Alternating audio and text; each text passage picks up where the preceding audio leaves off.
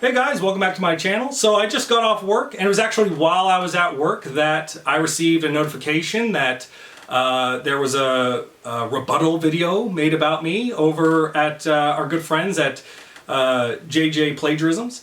And I watched the video in its entirety, and I gotta tell you, honestly, it probably would have been better if you just left well enough alone, bud. A lot of bad takes, and we're going to get into it all. I'm not going to do what I usually do with my videos, where I, run the clips in their entirety and, show the video from start to finish, just, chopped up on my channel. That'll just take way too long. I'm just going to get to the meat and potatoes of his arguments. I hope you understand. With that being said, let's get into it. Let's see what he had to say about me, or try and summarize it, and at least as a fair way as possible. I'm not going to try and misrepresent what he has to say. I want his point to get across, loud and clear. But I'm trying to save time on this video, so let's get into it. So let's try again. Some douchebag after request from Ryan Barth.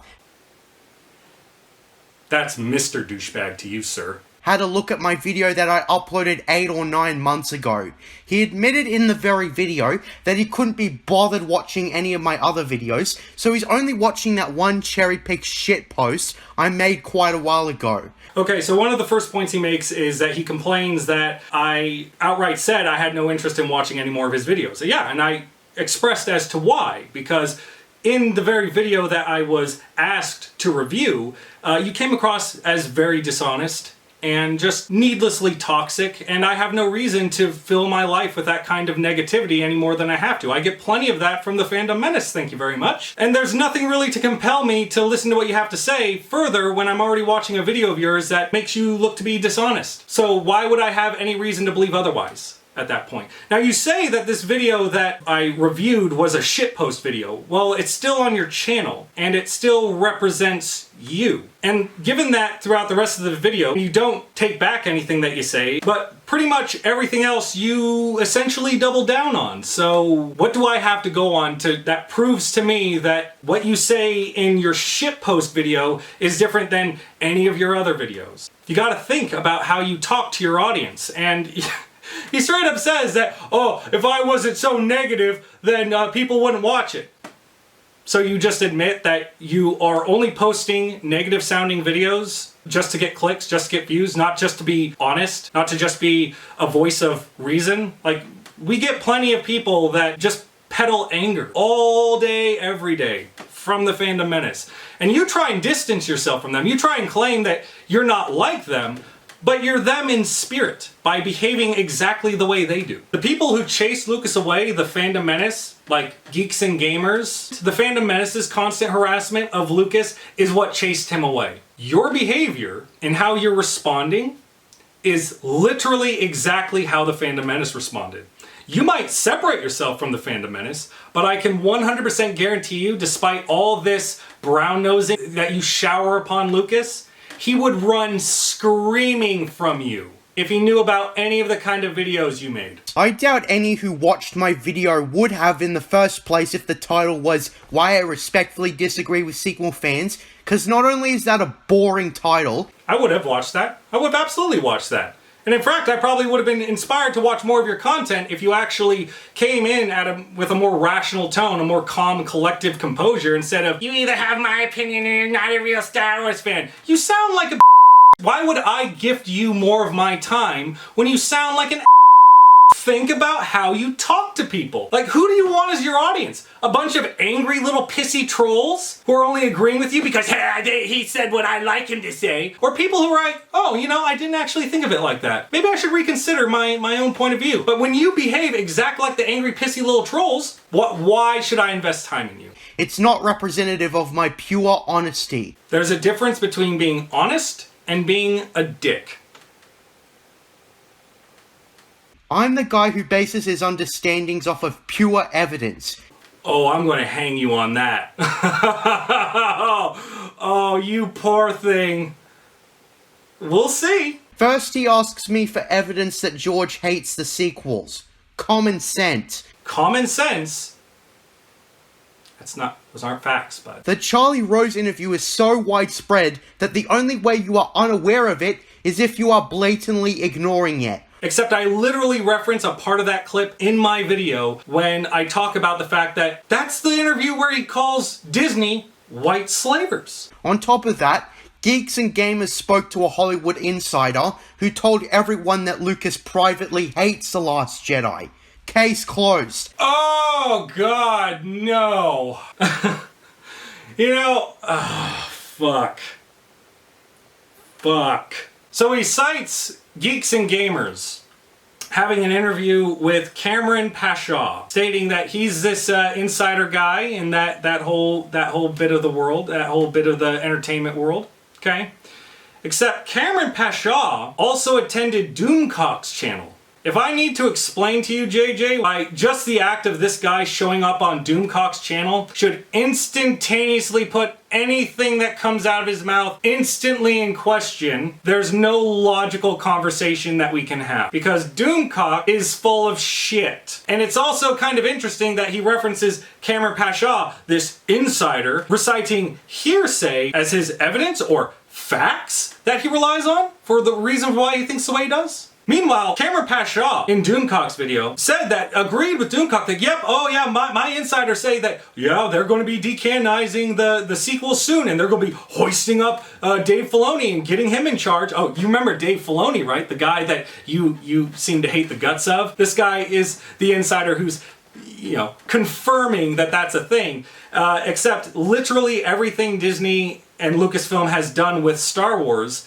since that video is the exact opposite. Hearsay from Cameron Pashaw, attending Doomcock's channel, as well as Geeks and Gamers, both of which I view as just distrustful liars. So you're citing someone that I have no reason to believe is any kind of credible source. Meanwhile, I can look over at just recent history at what I was already claiming was a more likely outcome of what was going to happen, and claiming that what these guys were saying was full of shit. And oh, would you look at that? Sequels aren't getting decanonized. And they're actually being intertwined with all the other content that Star Wars is creating. See, that's a little bit more to go on than hearsay from someone from sources that he can't name versus, oh, recent history directly contradicts this guy. My evidence beats your evidence.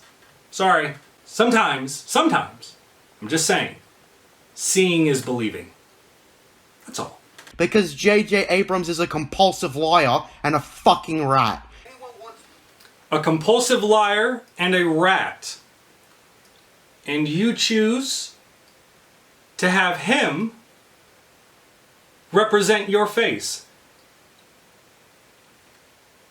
Guilty conscience, perhaps? Next, the sequel defender tries to dispute what I said about authenticity by bringing up Batman. So he goes into the original creator's approval is the only thing that counts, the only thing that matters, the only thing that counts as the legit version of that franchise, right? And so I brought up, Batman, as well as DC, Marvel, Star Trek, all these other franchises that have long since moved away from what the original creators intended, mostly because I think they're all dead, aren't they? I'm pretty sure. But regardless, those things are still considered legit, which I also find interesting that he only references Batman in this part, because I did specifically reference DC, Marvel, and Star Trek, yet he does, and to be granted, it can be painted in a rather broad stroke that, DC, Marvel, basically the same thing, but he seems to choose to avoid talking about Star Trek, maybe because it's so similar in comparison to Star Wars, I'm guessing. He goes into this topic trying to debunk it by saying, these franchises aren't the same as Star Wars. There's all these different things. It's expected that they branch out to all these other things. Well, then go into detail about what makes Star Wars different than DC, Marvel, and Star Trek. Because since before Lucas sold Star Wars to Disney, he had expanded Star Wars to being more than just movies, counting books, comic books, video games, and some TV shows. I don't know. If you compare those I just listed to any Marvel, DC movies, or Star Trek, that's pretty much the exact same thing as where all of those other franchises went. So how are they different again? Oh, that's right. It's about the intent of the creator. And that's probably one of the major things that he continues to come back around to. Because throughout most of this video, whenever I give Lucas any kind of criticism, he very strongly rushes to defend Lucas in any way. He tries to dismiss the fact that, you know, Lucas's authority over Star Wars ended when he sold Star Wars away to Disney. But he also, it seems to ignore some logic that I wanted to apply in my last video. I just kind of forgot about it, but, well, I will apply it here. You see, JJ, I'm going to use your own words on this one, because as you said, the legit content of, we'll just use Star Wars as this example, just for you, is only legit by the word of the original creator, right? That's essentially what you said. I don't want to misrepresent you, but that's generally what you said, okay? And I'm actually fine with people hoisting up others as authority figures on the subject, so long as the logic is applied fairly and consistently, and you're not. Because if you were, that logic would apply to the fact that the moment Lucas put pen to paper and signed his name to contract and sold Star Wars to Disney, that by default was Lucas acknowledging that Star Wars was no longer the work of a singular entity and was the work of a collective. That Star Wars could be created by other people other than himself. But unless you're saying that Lucas is so ignorant that he expected Disney to buy Star Wars and then just sit on it and never do anything with it other than what George approved of, and then after he eventually dies, they'll just lock it away and just never touch it again, you got a lot of nerve claiming that people like me, sequel lovers, Star Wars fans are the delusional ones. Rian Johnson, by his own admission, believes that balance to the Force means that there must be equal numbers of Jedi and Sith. He's realized that if he brings the Jedi back into this, then the Sith are going to rise up again, and the whole thing is going to start again, and it's just going to be more misery. There, you happy? Good job. That's exactly the kind of thing I'm talking about, and that's something that you should try and do more, even in your shitpost videos, so that, because, again, like, I have no idea, like, what you decide is a shitpost video or not. Again, this all falls back upon George's poor execution of this poorly thought of prophecy that didn't have any bearing in the original trilogy. And the fact that this is something that was added in the next movie and then never discussed again, you can't tell me that this isn't a poorly executed plot point. I'm not the kind of person that requires everything to be spelled out, but when you don't do it enough and you're just relying on me to have it's a given mindset. I don't know how you could be so confused that such a obscure thing is lost in translation. So JJ just asked in this very poorly summarized take on what I asked him earlier in my previous video, where I was explaining that the sequels actually did a good job of upholding the teachings of Star Wars, and he's now asked me how. Well, like promoting the ideas of good versus evil, the people trying to dominate and control the galaxy under a dictatorship are the bad guys, and the people trying to fight for freedom, people's right to choose, not to be enslaved, things like that, are the good guys. Any of this ringing a bell? Or are you still stuck with your head up your butt about hearing Kylo say, "Kill the past," and you think that's what the movie represented, and that's not. Like at all. He says that he called them white slavers, but then afterwards proceeded to work with them, presenting this idea that George isn't consistent or something, and that George has no integrity. Does it though? George could just as easily be trying to steer Star Wars in the right direction as much as he could despite selling it. With the sequel trilogy, they barely listened to him, and him calling them white slavers was in relation to that. First, by citing the utterly hypocritical messages of capitalism. I've pointed out in my last Jedi review that Disney had absolutely no right to critique any of those things, because they do most, if not all of that shit themselves, and aligned themselves with parties that do.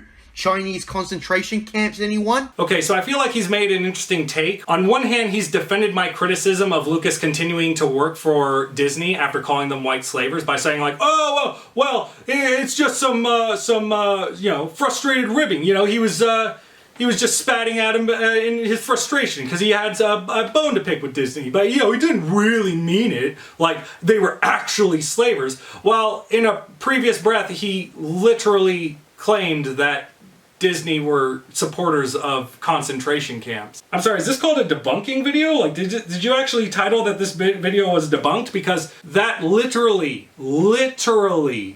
validates what I said, JJ. Or are you saying that Lucas is so ignorant that you, a YouTube channel with just over 1,000 subscribers, have this well-known information, but Lucas is just so ignorant that he's just blind to the fact that he's still working alongside a company, shaking hands with a company that teams up with concentration camps? Because he's trying to excuse Lucas by claiming that he must just be ignorant of Disney's dealings, apparently, which is bullshit. But he tries to defend it by saying, well, he was just trying to course correct for Star Wars. Someone like Lucas should damn well know that anything that he does to help Star Wars inevitably only helps Disney. You didn't debunk it, you only validated it.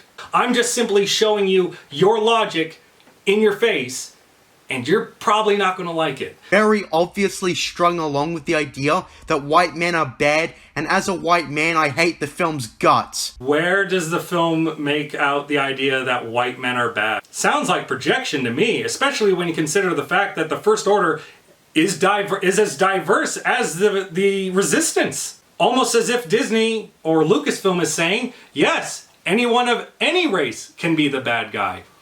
The horror. Meanwhile, that logic doesn't seem to be applied to the original trilogy at all, which features only white people, white men specifically, as villains.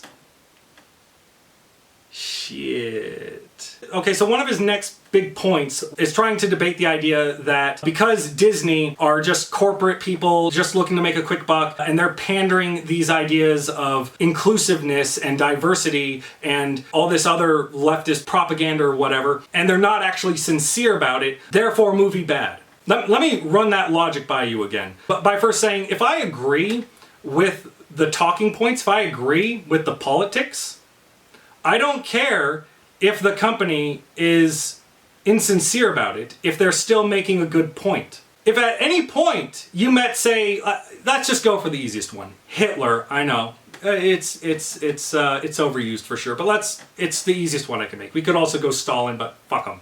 If either of those guys were to say, oh, I actually like dogs a lot. I think dogs should be protected. I think dogs shouldn't be abused in any way. Would you suddenly go around with a bat caving in the head of dogs because these bad people said something, therefore anything that they say should be just off the table instantaneously? No, of course not. That would be absurd. Sort of like this. For the rest of the video, when showing my video, he pulls a pride flag filter over it or something, which I think is supposed to imply that I don't like the LGBT or something. Okay, so he complains about me putting the pride flag over his face for the remainder of the video. And that's because of your own words. Because on one hand, you say, I don't have a problem with feminism and gay rights. But, as I said, there is no but that comes after treating people equally. If you bring it up as a problem, you're making it a problem.